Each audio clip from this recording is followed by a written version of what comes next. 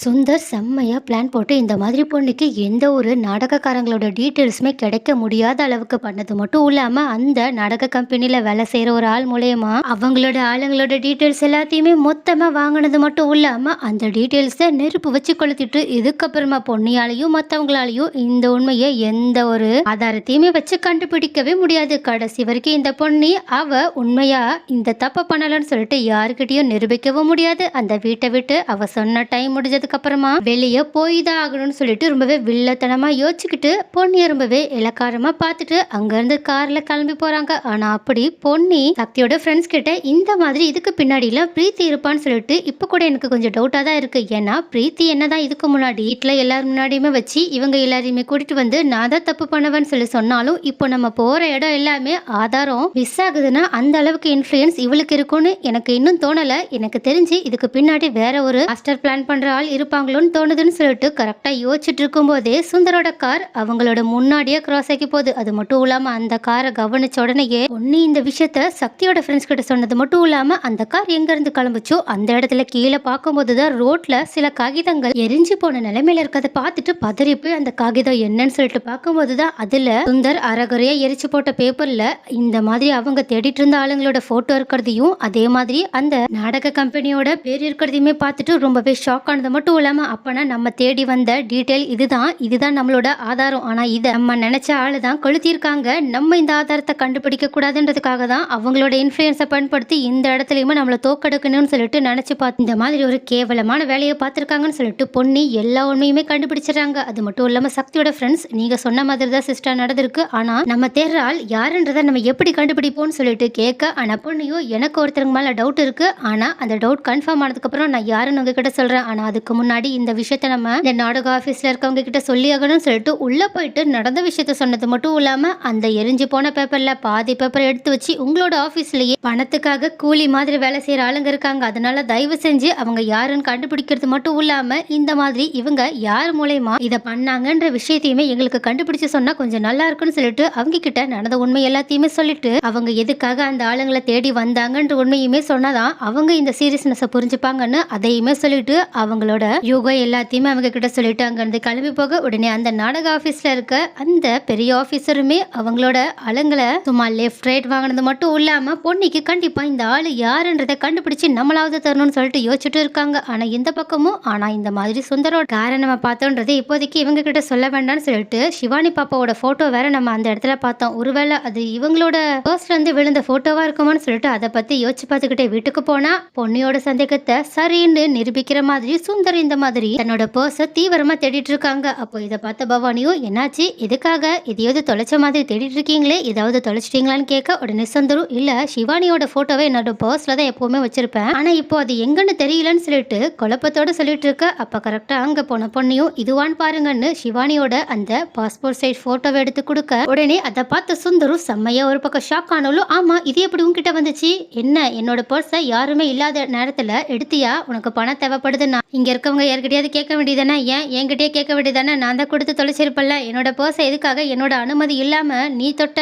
அப்படின்னு கேட்க, உடனே பக்கத்துல இருந்த பவானியும் ஆமாம் இவெல்லாம் உங்ககிட்ட கேட்டுதான் எல்லாத்தையும் திருடுவா பாருங்க, இவளை போய் நியாயமா பேசிட்டு இருக்கீங்க, ஏ பொன்னி இதுக்கப்புறமா என்னோட புருஷனோட பர்ஸ் எல்லாம் தோற வேலை வச்சுக்காது, அப்புறம் நான் என்ன பண்ணுவேன்னு எனக்கே தெரியாதுன்னு சொல்ல, உடனே பொண்ணையும் இங்க பாருங்க யாரோட பர்ஸையும் தொட வேண்டிய அவசியம் எனக்கு கிடையாது, இந்த போட்டோ எனக்கு ஒன்றும் இந்த வீட்லயோ இவங்க பர்ஸ்லயோ கிடைக்கல, நான் ஒரு இடத்துக்கு போயிருந்தேன், அந்த இடத்துல கீழே ரோட்ல கடந்துச்சு, எங்கடா இங்க கிடக்குதுன்னு சொல்லிட்டு அது நம்மளோட பாப்பாவோட போட்டோ இருக்குன்னு சொல்லிட்டு எடுத்து வச்சேன், அதுக்கப்புறமா பார்த்தா தானே தெரியுது இது உங்களோட புருஷனோட பர்ஸ்ல இருந்து விழுந்த போட்டோன்னு, ஆனா நான் போன இடத்துக்கு எப்படி இவங்களும் வந்திருக்க முடியும், அங்க இவங்க வந்திருக்காங்கன்னா அதுக்கு ஏதோ ஒரு தீவிரமான காரணம் தானே இருக்க முடியும், சொல்ல போனா நான் எந்த தப்பு பண்ணலன்றதை நிரூபிக்கிறதுக்காக தான் நான் அந்த இடத்துக்கு ஒரு வேலையை போயிருந்தேன், ஆனா அந்த இடத்துக்கு இவங்க வந்திருக்காங்கன்னா இவங்க மேல இப்போ எனக்கு சந்தேகமா இருக்கே, இவங்க அப்படி என்ன தில்லுமுள்ளு வேலை பண்றாங்கன்றத சீக்கிரமா கண்டுபிடிக்கணும் போலன்னு சொல்லிட்டு அப்படியே சுந்தர முறைக்கிற மாதிரி பேச, உடனே இதை பார்த்து பதறி போன சுந்தரும் சேச்சா நம்ம எங்கேயோ ஆதாரத்தை அழிக்க போறோம்னு சொல்லிட்டு போன இடத்துல தான் இதை மிஸ் பண்ணிட்டு வந்திருக்கோம், ஆனா இவ கரெக்டா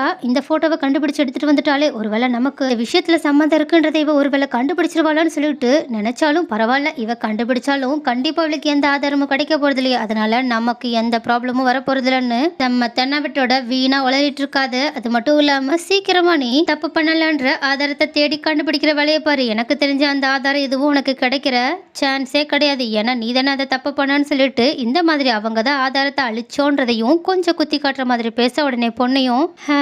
நான் பாதி ஆதாரத்தை கண்டுபிடிச்சிட்டேன், இன்னும் கொஞ்சம் தான் ஆதாரம் பாக்கி இருக்கு. அதை கண்டுபிடிச்சதுக்கு அப்புறம் நான் இந்த வீட்டை விட்டு வெளியே போறது ஒரு பக்கம் இருக்கட்டும், இந்த வீட்டை விட்டு இன்னும் 2-3 பேர் சேர்த்து போவாங்கன்னு சொல்லிட்டு ஒரு பிட்ட போட உடனே இதை கேட்டுட்டு சுந்தரம் என்ன இவ ஏதோ ஆதாரத்தை கண்டுபிடிச்சினா அது இதுன்னு உளறிட்டு இருக்கா, ஒருவேளை நம்ம ஊருக்கு அனுப்பி வச்சு அவளை இவ பாத்துருப்பாளோன்னு சொல்லிட்டு கொஞ்சம் சந்தேகப்பட்டுட்டு இருந்தாலும் அதை பொண்ணு கிட்ட காட்டிக்காம அவங்க அங்க இருந்து கிளம்பி போறாங்க. அது மட்டும் இல்லாம பவானி கிட்டையும் இந்த பொண்ணு பேசத்தெல்லாம் காதல வாங்கிட்டு இருக்காதவா, நீ வேற வேலையை பாருன்னு அவங்களே அங்க இருந்து கூட்டிட்டு போக பொண்ணையோ சுந்தர் தான் இதுக்கு பின்னாடி இருக்காங்க முழு உண்மையை கண்டுபிடிச்சது மட்டும் இல்லாம இந்த விஷயத்த உடனடியா போயிட்டு சக்தியோட ஃப்ரெண்ட்ஸ் கிட்டயுமே சொல்றாங்க. உடனே இதை கேட்டுட்டு சக்தியோட ஃப்ரெண்ட்ஸ் செம்மைய ஷாக் ஆனது மட்டும் இல்லாம என்ன சிஸ்டர் நீங்க சொல்றதை எங்களால நம்பவே முடியலையே, அப்பனா இதுக்கு பின்னாடி சக்தியோட மாமா தான் இருக்காங்களா அப்படின்னு கேட்டுட்டு ஷாக் ஆனது மட்டும் இல்லாம ஆனா அவங்க எதுக்காக இந்த மாதிரி இந்த விஷயத்துல உங்களை வீட்டை விட்டு அனுப்பணும்னு நினைக்கணும், அதுக்கும் மேல நம்ம போற இடத்துக்கு முன்னாடி அவங்க வந்து இப்படி எல்லா ஆதாரத்தையுமே அழிச்சிருப்பாங்க, ஆனா அவங்களுக்கு எதிராக நமக்கு எந்த ஆதாரமும் கிடைக்கிற மாதிரியே தெரியலையே, அவங்க ரொம்பவே கிளவரா இந்த இடத்துல வேலை செஞ்சிருக்காங்க, நம்ம இதுக்கு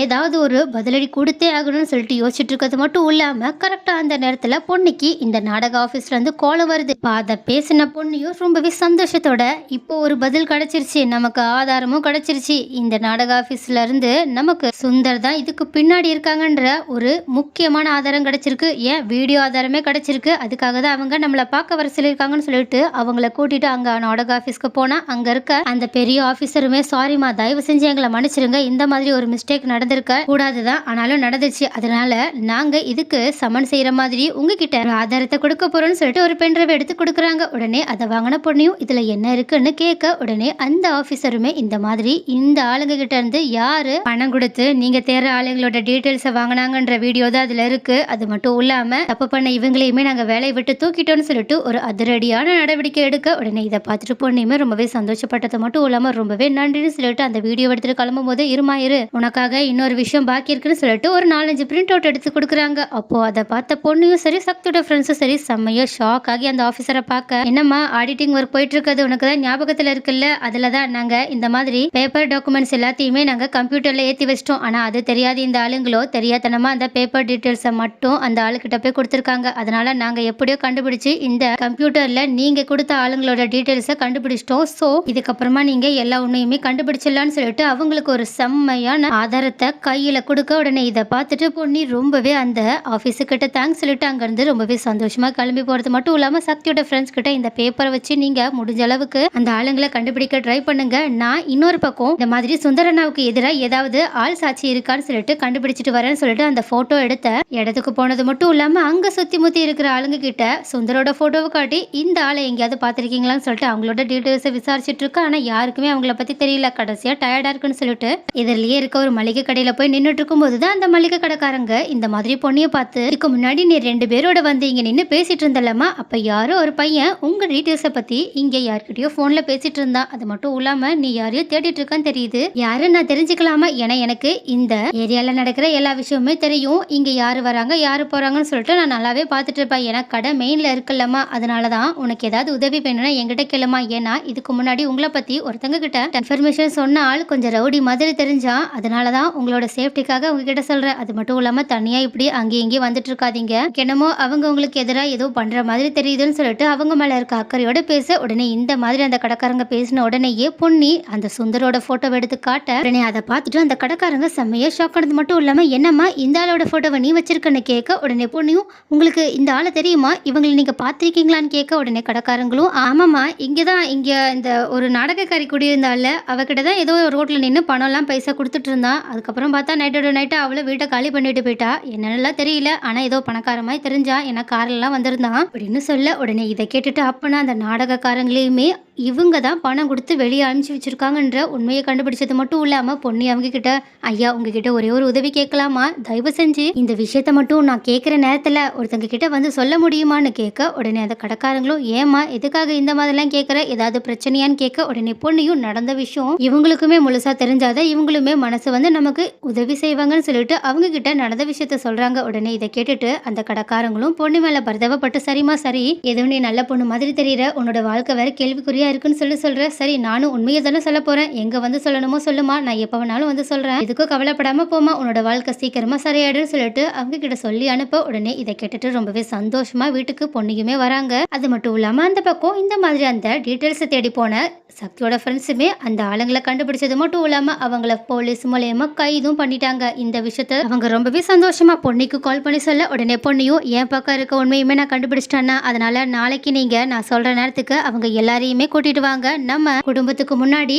நான் எந்த தப்பு பண்ணலன்ற உண்மையுமே உடைச்சிடலாம். சுந்தர் இதுக்கு பின்னாடி என்னெல்லாம் வேலை பார்த்திருக்காங்கன்றதையுமே உடைச்சிடலாம்னு சொல்ல உடனே சக்தியோட ஃப்ரெண்ட்ஸுமே இன்னொரு மிகப்பெரிய ஷாக்கா ஷிவானி பாப்பாவோட கடத்தலுக்கு பின்னாடி என்ன இருக்குன்றதையும் நாளைக்கு சேர்த்தே உடைப்போம் தங்கச்சி அப்படின்னு சொல்ல உடனே இதை கேட்டுட்டு பொண்ணு என்ன சிவானி பாப்பாவோட கடத்தல் பத்தி இப்ப நீங்க பேசுறீங்க அப்படின்னு கேட்க உடனே இது நாளைக்கு உனக்கு நாங்க கொடுக்குற சர்ப்ரைஸ். அதனால நீ இன்னைக்கு சந்தோஷமா போய் தூங்குமா, நாளையில இருந்து உன்னோட லைஃபே வேற லெவல்ல மாறப்போகுது அப்படின்னு சொல்ல உடனே இதை கேட்டுட்டு பொண்ணையுமே ரொம்பவே குழப்பத்தோட கிளம்பி போறாங்க.